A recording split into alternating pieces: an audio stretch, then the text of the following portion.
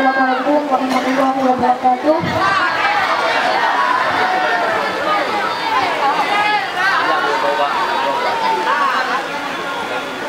Nama saya Rinjaya Sang Atasya, asal dari Ketapang.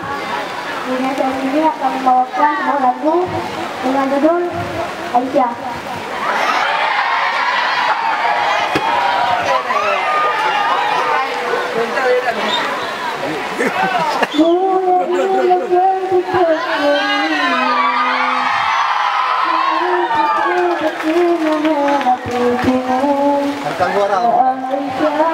Putri Abu Bakar, istri Rasulullah.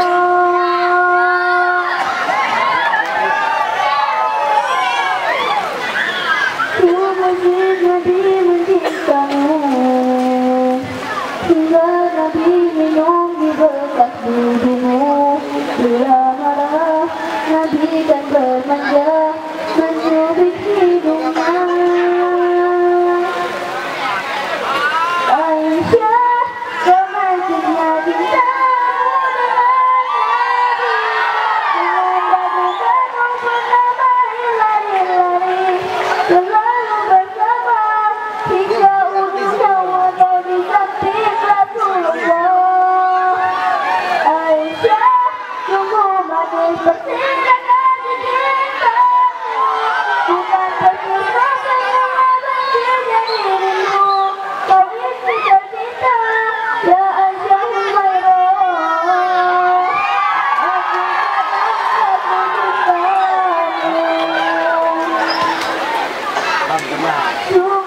Nabi mencintamu, hingga Nabi tidur di atas jabatnya.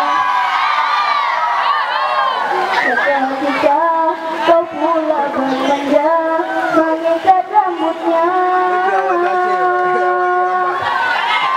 Aisyah, romantisnya cintamu dengan Nabi, dengan daging jantung bersama lari-lari. Selalu bersama, hingga ujung nyawa kau di samping Rasulullah. Aisyah, sungguh manis bersilakan cintamu, bukan bercinta semula benci jadi rindu. Kau pilih bercinta, ya Aisyah Humairah.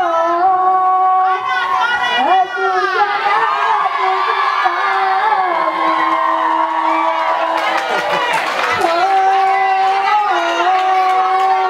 Ya Aisyah Humairah,